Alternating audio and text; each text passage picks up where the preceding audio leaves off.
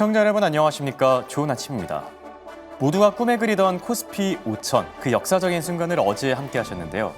이제 코스피 6천도 그렇고 7천도 그렇고 그렇게 어색하게만 들리지는 않죠. 시장의 기대감만 놓고 봤을 때 왠지 금방 달성할 것만 같은 그런 기분이 들기도 하는데요.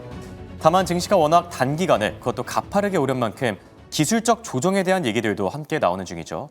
기쁨은 충분히 만끽하되 단기 과열 가능성에 대해선 한 번쯤 점검해보는 게 좋을 듯합니다. 자, 그럼 미국 증시의 마감 상황부터 바로 확인해 볼까요? 현지 시간 수요일 미국 증시는 GDP와 PCE 등 주요 경제 지표들을 소화하면서 일제히 상승했는데요. 물가는 안정되고 성장률이 오르면서 이른바 골디락스 기대감이 갈수록 커지는 중이죠.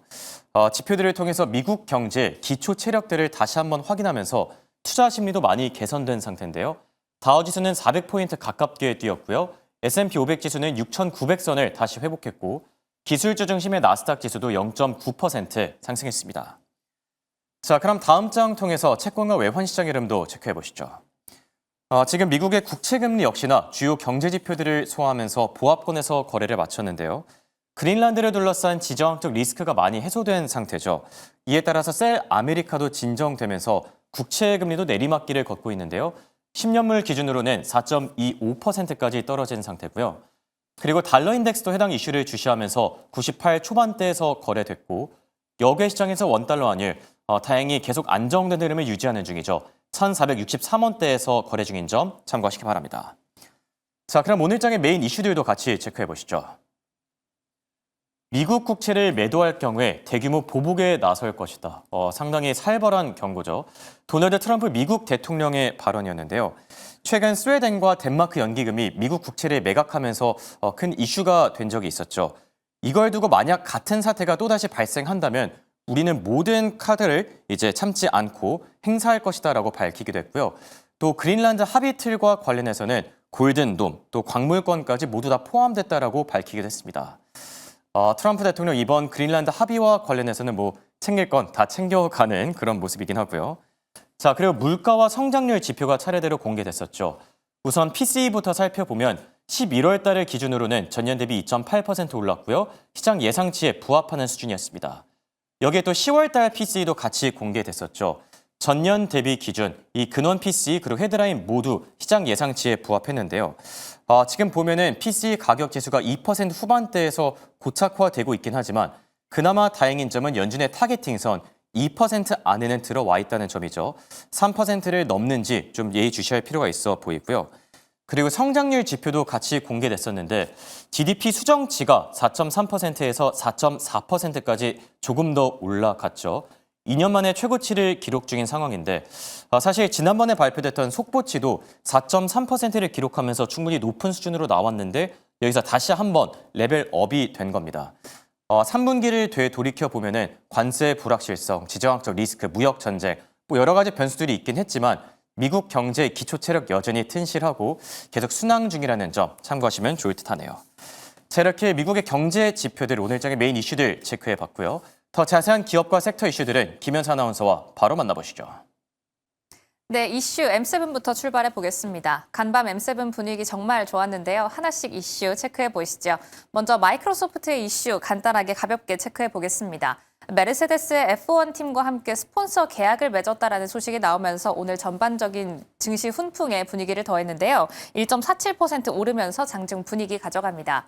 애플 같은 경우에는 반독점법 위반 혐의에 대한 이슈가 길어지고 있습니다. 인도에 현재 적용된 새로운 규정에 이의를 제기하고 있고 법원의 판단이 나오기 전까지는 애플 측에서 자료 제출 의무를 유예해달라는 요청이 나왔다라는 이슈 나왔는데요. 인도로부터의 반독점법 위반 혐의에 대한 이야기도 점점 길어지고 있다는 점 확인하시면 좋을 것 같습니다. 오늘 7개 기업 가운데 가장 눈에 띄는 상승불을 켜낸 건 메타와 함께 테슬라인데요. 먼저 메타입니다. 메타는 목표 주가 상향 리포트와 함께 IB들의 긍정적인 신호에 힘입어서 오늘 5%대 상승하는 모습을 보였습니다. 제프리스 측에서는 메타를 최선호주로 밝히면서 주가가 조정받을수록 매수의 기회다라는 점을 다시 한번 밝혔고 TD 코엔 측에서는 목표 주가 820달러까지 상향 조정했는데요. 600달러 선을 지나가고 있는 메타, 800달러까지 올라갈 수 있을지도 주안점이 되고 있습니다. 테슬라 같은 경우에는 다보스 포럼에서 일론 머스크 CEO의 언급들이 있었죠. 로보택시가 올해 말까지 미국 전역에서 운행될 것이다라는 이야기 담겼는데 해당 내용은 잠시 뒤 브리핑 통해서 챙겨가겠습니다. 그럼 다음 장 통해서 히트맵도 열어보시죠. 오늘 전반적인 증시 분위기입니다. 역시나 먼저 기술주부터 이슈 하나씩 들어가 볼 텐데요. 마이크론 측에서는 마이크론을 두고 보는 아주 긍정적인 전망이 계속해서 업데이트되고 있습니다. 이번에는 HBM의 매출이 164% 정도 급증할 것이다라는 전망이 나왔는데 이런 전망에 힘입어서 장 초반에는 하락하는 흐름을 딛고 반등하면서 마무리해주는 흐름을 보였습니다. 오늘 1.98% 상승하면서 증시를 가져갑니다. 윌리엄 블레어 측에서는 공급 부족 현상이 향후 수년간 지속될 것이다라는 코멘트도 남겼다라는 점 체크하겠고요. 기술주 안에서 오늘 체크해봐야 할 이슈 있는 기업은 알리바바입니다. 알리바바는 반도체 설계 자회사 티헤드의 상장을 준비 중이다라는 소식에 힘입어서 오늘 5%대 상승폭을 켜냈는데요. 제프리스 측에서는 이게 알리바바의 AI 자체 기술 패키지를 확장하는 모멘텀이다라고 이야기하고 있으니까요. 과연 IPO 어디까지 진행이 될지 저희와 함께 팔로우 해보시면 좋을 것 같습니다. 다음으로 이슈가 있었던 기업은 로켓랩입니다. 오늘 보합권으로 마무리하긴 했지만 시험 과정에서 일단 탱크 파열이 발생했고 시설에 중대한 손상은 없는 것으로 확인되면서 오늘 장 초반에 있던 하락을 만회하고 되돌리면서 보합권으로 마무리했습니다. 다음으로 자동차단 안에서 GM 확인해 보겠습니다. GM은 중국에서 생산해온 뷰익의 엔비전 SUV의 미국 생산 이전을 결정했습니다. 관세에 대응해서 미국 공장을 좀 확대하겠다라는 건데요. 오늘 장 초반에는 상승했지만 이 상승폭을 반납하면서 강보합권으로 증시를 가져갔습니다. 마지막 제약바이오단의 이슈 체크해 보시죠. 모더나의 연일적인 상승세가 눈부십니다. 오늘도 3%대 상승 마감했는데요. 5년에 걸쳐서 흑색종 환자들의 치료 성과를 개선했다는 점에 힘입어서 오늘 상승불 켜냈습니다. 여기에 더해 노보노디스크도 오늘 상승불 켜냈다는 점 부가적으로 확인하고 넘어가겠습니다. 그럼 다음 장 통해서 일론 머스크 CEO의 입에서 어떤 내용이 나왔는지 체크해 보시죠. 오늘 다보스 포럼에서 로보택시에 대한 점을 좀 확인할 수 있는 멘트들이 나왔습니다. 이미 몇몇 도시에서 로보택시를 출시했다라는 말과 함께 올해 말까지는 미국 내에 매우 광범위한 수준으로 확대할 것이다라는 이야기를 남겼는데요. 일단 우리는 작년에 텍사스 오스틴에서 어떤 탑승자를 탑승하고 태우고 출발하는 로보택시를 본 적이 있다라는 점을 X 게시물로 확인한 적이 있죠. 하지만 이번에는 텍사스 오스틴에서 아무도 태우지 않은 로보택시를 운행했다라는 일론 머스크 CEO의 발언도 확인할 수가 있었습니다. 그리고 올해 말까지 광범위한 수준으로 확산할 것이다라는 멘트에 힘입어서는 이게 텍사스 오스틴에서 이제 미국 전역으로 확대되지 않을까라는 기대감을 품게 만들었죠. 테슬라에 있어서 가장 중요한 게 로봇에 대한 모멘텀이다 보니까 로보택시에 대한 어떤 이야기가 업데이트 될 때마다 주가가 이렇게 반응하는 모습을 확인할 수가 있습니다. 앞서 확인하신 것처럼 오늘 테슬라 3%대 날아오르는 모습 보였네요.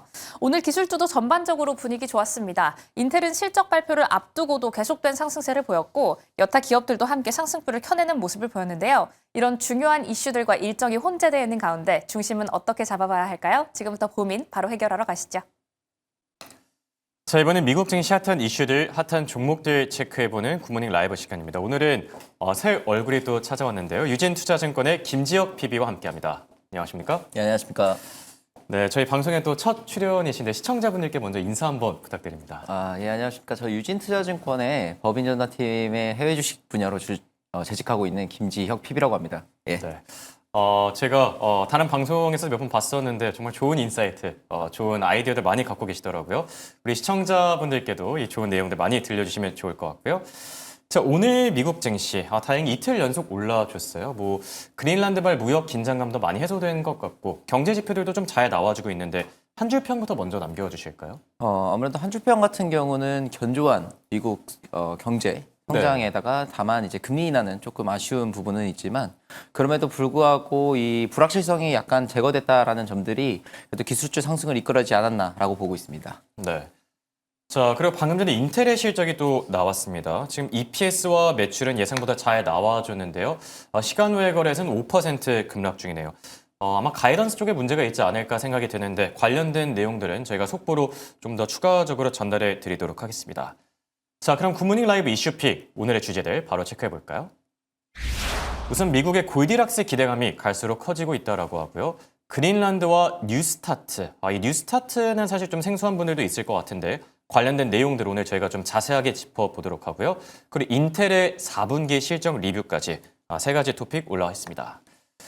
간밤에 GDP 그리고 PC, 그러니까 성장률과 물가 지표가 발표됐는데 골디락스 기대감이 조금씩 커지고 있는 것 같아요. 뭔가 지표단만 놓고 봤을 때 문제가 될 만한 부분들은 없었던 것 같은데 피비님은 지표들 어떻게 보셨을까요? 개인적으로 미국의 성장이 분기 발표마다 굉장히 뛰어나다라고 네. 지금 평단을 하고 있고요. 사실 지금 미국의 3분기 GDP 확정치가 지금 4%가 넘게 나왔다라는 거는 사실 뭐 다른 나라에 비교해도 굉장히 높은 수치다라고 네, 보시면 되겠습니다. 다만 이 성장에 대한 어떤 이 섹터의 부분이 어떤 sek터가 더 중심이 됐냐라고 하면 당연히 정부와 인프라 주도의 성장이라고 보시면 될 것 같고요. 그래서 지금 뭐 다행히 이제 민간 소비 경제가 자체는 흔들리지 않았기 때문에 그런 점들에서는 여전히 미국 경제는 견조하다라는 점들이 확인되고 있고요.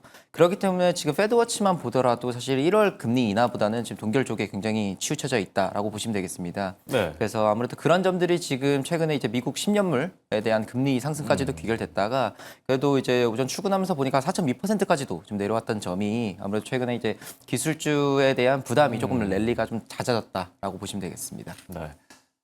PC와 GDP 전반적으로 강한 미국 경제를 시사하고 있는데 금리 동결에는 조금 더 이 힘이 실리겠죠, 앞으로? 예, 사실 뭐 파월에 대한 지금 부분들이 계속 트럼프 파월에 대한 서로 신경전들이 이루어지고는 있지만 결국 아직까지도 파월이 의장으로 지금 존재하고 있다라는 점들은 결국 동결 쪽으로 좀 치우칠 수밖에 없다라고 보시면 되겠습니다. 그럼 금리 인하는 언제쯤 좀 기대해 보는 게 좋을까요? 아마 뭐 파월 의장이 이제 물러서는 한 6월 달 그쯤으로 좀 넘어가야 될까요? 사실 그 전부터 어느 정도 분위기가 저는 무르익을 거라 보는 이유 중 하나는 사실 그 다보스 포럼에서도 굉장히 이 파월 의장 다음에 네. 대한 후보가 이제 다음 주 정도에 나올 것 같다라고 얘기를 아예 할 트럼프 만큼 대통령이 그 얘기도 했더라고요. 내가 뭐 마음속에 점 찍어둔 한 명이 있다. 맞습니다. 좀 직접적으로 얘기를 하긴 했는데. 그래서 예. 사실 그 이제 후보들을 보게 되면 뭐 케빈 에셋, 케빈 네. 워시, 뭐 거기에 크리스토퍼 월러 같은 경우도 모두 사실 금리 인하에 대한 스탠스가 어느 정도 굉장히 크게 열려 있는 그렇죠. 분들이기 때문에 결국 그 의장이 선발이 되게 되면 이제 자체적 연준 내부에서도 굉장히 인하 쪽으로 좀 치우칠 수밖에 없다라고 보시면 되겠습니다. 네. 자, 갈수록 뭐 금리 인하 기대감은 조금 더 커지지 않을까 생각이 들기도 하고요. 두 번째 토픽은 그린란드 쪽 이슈입니다. 지금 그린란드발 지정학적 리스크가 많이 해소된 상태죠. 여기에 뉴스타트라고 이제 생소한 분들도 계실 것 같은데 피비님 좀 자세하게 설명해 주시죠. 예, 사실 이 뉴스타트 조약이라는 거는 이제 미국과 러시아 네. 간의 이 신전략 무기 감축 조약이라고 보시면 되겠습니다. 아무래도 이 핵무기 관련해서 이거를 이제 조금 어느 정도 평화를 이제 갖춰야 되기 때문에 네. 그 조약이 이제 계속 이루어지고 있었는데 다음 달 만료되는 건가요? 맞습니다. 이게 2월 4일 날 만료됩니다. 예, 얼마 안 남았네요. 그렇습니다. 그래서 아무래도 트럼프 대통령이 최근에 뭐 그린란드에 대한 발언 그리고 네. 뭐 핵무기에 대한 발언을 하는 이유가 굉장히 강한 발언을 하는 이유가 이런 조약을 미리 선점해서 하는 얘기가 아닐까라고 생각을 하고 있고요. 예. 결국 그린란드 같은 경우도 이 골든돔의 최전방 방패라고 저는 보고 있는데 결국 이 그린란드를 가져야만 이 미국에 대한 어떤 패권도 다시 유지를 할 수 있고요. 그렇기 때문에 이 뉴스타트 조약에 있어서 유리한 조건을 만들려고 하는 이 트럼프 대통령의 어떤 의지를 볼 수 있고 그러게 되면 당연히 골든돔 프로젝트가 더 부각이 될 수밖에 없다라고 생각을 하고 있습니다. 네. 그래서 사실 뭐 다보스 포럼에서도 이제 선언을 했다시피 뭐 지금 그린란드에 대한 어떤 이슈는 조금 잦아들긴 했지만 여전히 이 안보와 이 방산 쪽에 있는 부분들은 계속적으로 중요해질 수밖에 없다라고 생각하고 있습니다. 트럼프 대통령이 그런 얘기를 했죠. 그린란드 합의 틀에서 뭐 골든돔도 그렇고 광물권도 그렇고 이런 얘기들을 나눴다라고 하는데 덴마크 그린란드도 좀 긍정적인 입장을 밝혔어요. 뭐 골든돔과 관련해서는 협상이 가능하다. 그런데 이 주권과 관련해서는 이건 레드라인이다. 협상이 불가능하다라고 또 밝혔는데 지정학적 리스크 완전히 해소된 게 맞을까요? 당연히 이제 트럼프 대통령 같은 경우는 사실 얻을 건 얻고 취할 건 네. 취하는 이 성격이기 때문에 사실 지난해 관세만 보더라도 굉장히 무리한 조건을 먼저 내비추고 네. 본인이 얻어가는 것들은 굉장히 많다라고 보시면 되겠습니다. 그러니까 사실 이번에 대한 이 그린란드에 대한 어떤 이 매입에 대한 네. 부분들은 굉장히 부담이 되는 부분들은 있지만 결국 지금 얻어낸 거는 이 군사적에 대한 골든돔의 예, 장비를 그렇죠. 지금 그린란드에 이제 설치를 할 수 있다라는 점들은 결국 미국에 있어서도 사실 실질적 어떤 실효권 같은 경우는 미국으로 넘어가는 것이라고 보시면 될 거기 때문에 결국 트럼프가 많은 걸 얻어냈다라고 저는 판단하고 있습니다. 네. 결국 마지막에 웃고 있는 건 트럼프 대통령이 아닌가. 뭐 타코도 그렇고 여러 가지 소위 말하는 조롱 밈들이 나오고 있긴 하지만 결국 트럼프 대통령이 원하는 대로 이렇게 시장 판도가 좀 흘러가지 않나 생각이 들고요. 그리고 세 번째 토픽 저희가 이 얘기를 좀 빨리 나눠볼까 했었는데 인텔이 지금 4분기 실적을 발표했죠. EPS와 매출 예상보다 잘 나와줬는데 지금 문제가 되고 있는 게 1분기 전망이네요. 매출 전망이 예상치보다 조금 더 낮게 잡힌 점이 시장엔 좀 부담으로 작용하고 있지 않나. 여기에 또 EPS, 주당 순이익 예상치도 이제 시장 전망보다는 조금 더 낮게 나왔는데요. 인텔의 실적 어떻게 보고 계실까요? 사실 그래도 우려했던 것보다는 매출이나 뭐 EPS 모두 잘 나왔던 점들은 이제 고무적이라고 보시면 될 것 같습니다. 근데 다만 지금 시간에서 빠지고 있는 모습들은 결국 이 가이던스에 대한 어떤 어느 정도 기대감에 대한 좀 실망 매물이 아닐까라고 보고 있고요. 근데 그럼에도 사실 인텔을 계속적으로 좀 좋게 볼 수밖에 없는 이유 중 하나는 어떤 부분일까요? 결국에도 이 파운드리의 입장에서 결국 지금 인텔에 있는 CPU가 굉장히 필요한 존재이기도 하고요. 네. 최근에 보면 애플 같은 경우도 지금 구글과 같이 이제 AI에 대한 부분들을 지금 계속적으로 업데이트를 하고 있는데 성장을 하고 있는데 그런 점에 있어서도 인텔과 굉장히 지금 빅테크 간의 연합이 굉장히 공고한 점들은 있습니다. 특히 뭐 엔비디아에 대한 이 반도체를 지금 인텔과 같이 지금 만들고 있고요. 그리고 결국 최근에는 또 뭐 애플에 대한 반도체에 대한 뭐 파운드리를 조금 할 수도 있다라는 얘기도 계속적으로 나오면서 어쩌면 이게 지금 최근에 이제 아무래도 높게 올라왔던 주가 상승에 대한 일부 조정이 지금 이루어지고 있다. 이런 이벤트적으로 이루어지고 있다라고 보시면 될 것 같고 네. 결국 GPU의 파트너로서의 역할을 인텔이 담당하게 된다면 지금 레벨보다는 훨씬 더 올라갈 수 있다라고 생각하고 있습니다. 네. 인텔이 그동안 트럼프 행정부의 좀 도움을 받고 좀 많이 주가가 회복했었죠. 주가 레벨에 대해서는 앞으로 좀 더 갈 수 있다라고 생각하시는 걸까요? 예, 아무래도 뭐 반도체 자체에 대한 업황이 지금 뭐 무너지지 않았다라고 저는 네. 생각을 하고 있고요. 여전히 지금 사실 뭐 슈퍼 사이클, 메가 사이클 뭐 얘기들이 많이 나오고 있죠. 근데 다만 이제 인텔에 대한 우려는 굉장히 그전에 이제 뭐 파운드리에 대한 부분들을 네. 굉장히 강하게 얘기했다가 사실 수율이 굉장히 떨어지는 모습들을 너무 많이 확인했기 때문에 아마 투자자들은 이번 실적 가이던스에 일단 실망 매물 같은 경우는 과연 얘네들이 해낼 수 있을까라는 우려는 있지만 그럼에도 불구하고 지금 미국 정부가 이미 10% 지분을 가지고 있기 때문에 여전히 인텔에 대한 경쟁력은 살아있다라고 보시면 되겠습니다. 네. 이런 걸 의식해서 그런 걸까요? 인텔 CEO의 발언도 또 나왔는데 지금 수요가 상당히 강력하지만 공급이 못 따라가고 있다라고 밝혔고요. 그리고 2028년 양산 일정은 또 계획대로 가고 있다라고 밝혔는데 그럼에도 불구하고 주가는 좀처럼 살아나질 못하고 있네요. 지금 시간 왜곡에서 여전히 5% 빠지고 있는 점 참고하시기 바라고요.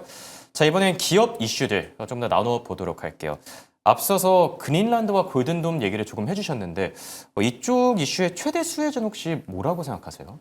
사실 저는 위성통신 쪽이라고 네. 개인적으로 보고 있습니다. 결국 이 미사일 요격 시스템을 갖추는 거기 때문에 결국 그 미사일들을 빠르게 추적하려면 통신이 필요한데 그 중에 사실 뭐 기업이라고 하면 여러 네. 방산 기업들이 예. 있겠지만 저는 제가 가져온 기업들은 이제 에어로 바이어먼트라는 기업을 가지고 왔고요.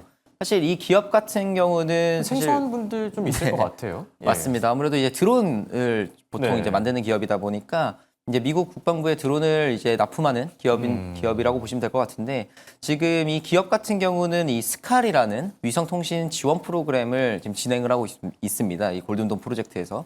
다만 이 스칼이라는 프로그램 같은 경우는 기존의 이 매출 계약 자체가 이 14억 달러 규모인데요. 이 14억 달러 규모가 일부 지금 이 딜레이된 부분들은 있습니다. 네. 그 이유 중 하나는 원래 있었던 8기가와트에서 지금 4기가와트로 지금 일부 수정되는 부분들은 있는데 그런 점들이 아무래도 실망 매물로 지금 나오게 되면서 최근에 15%까지도 빠진 네. 부분들은 있지만 오히려 그때는 저는 저가 매수로 좀 작용을 해도 된다라고 생각하는 이유는 사실 이게 계약 취소로 받아들일 게 아니라 네. 계약을 대한 수정으로 받아들이면 좋을 것 같고요. 결국 내년 3월에 이 계약이 만료가 되면 결국 이 골든돔 프로젝트 내에서 가지고 있는 이 역할론에 대한 부분들이 작용을 할 것 같다라고 생각하면 될 것 같고요. 결국 그린란드를 포함한 이 북극권의 이 방어망 강화가 이루어지면 이루어질수록 이런 방산 기업들에 대한 수혜는 지속적으로 이어질 수밖에 없다라고 생각하고 있습니다. 네. 최근 들어서 조정을 좀 받기는 했지만 YTD 그러니까 올해 들어서 주가 기준으로 봤을 때는 벌써 20% 넘게 오른 상태입니다. 에어로 바이러먼트 당분간 좀 주시하는 게 좋아 보일 듯하고요. 자, 그리고 AI 전력을 확보하기 위한 기업들의 전쟁이 또 계속되고 있죠. 그 가운데 좀 주목할 만한 에너지 기업이 있을까요? 제가 가져온 에너지 기업은 탈런 에너지라는 기업입니다. 사실 뭐 탈런 에너지 같은 경우는 이미 아마존과 이 데이터 센터에 대한 원전 계약을 맺어준 기업이기도 하고요. 근데 사실 제가 이게 에너지에 대한 부분들은 어쩔 수 없게 이게 병목 현상이 일어날 수밖에 없고 그러면 AI에 대한 병목 현상을 해결하려면 에너지를 충분히 네. 해결해야 되는데 지금 같은 경우는 결국 원전 쪽에 더 이 힘이 가해지는 부분들이 있기 예. 때문에 탈런 에너지가 더 올라갈 수밖에 없다라고 생각을 하고 있고요. 최근에 이 다보스 포럼에서 젠슨원과 이 블랙락이 있는 레리 핑크 회장이 이 대담을 하는 내용을 보게 되면 결국 이 에너지를 누가 먼저 구축하냐에 따라서 그렇죠. 이 AI 패권을 가져간다고 하는데 결국 지금 이 탈런 에너지 같은 경우는 이 무탄소 에너지 원천을 가지고 있고 그리고 그뿐만 아니라 지금 아마존과 장기 공급 계약 체결을 한 부분에 있어서 충분히 원전을 공급할 수 있는 역량을 가지고 있기 때문에 충분히 지금 이 원전에 대한 부분들을 해결할 수 있다. 이 병목 현상을 해결할 수 있다라고 생각을 하고 있고요. 그뿐만 아니라 최근에 11%가 넘게 이제 급락이 됐던 네. 이유 중 하나는 결국 이 대규모 자산을 인수하는 과정에 있어서 부채를 조금 더 키우고 이 자본을 조달하는 부분에 있어서 조금 우려스러운 부분들은 작용됐습니다. 그럼에도 불구하고 이건 단순 비용 지출이 아니라 어떤 인프라 확산의 측면에서 봐야 되기 때문에 인프라의 뿌리는 저는 꺾이지 않다라고 네. 보면 될 것 같고 결국 이 원전에 대한 부분들을 계속적으로 지켜볼 수밖에 없다라고 생각하고 있습니다. 네. 자, 이렇게 오늘은 탈렌 에너지에 대한 투자 의견까지 자세히 들어봤습니다. 지금까지 도움 말씀의 김지혁 PB와 함께했습니다. 대단히 고맙습니다.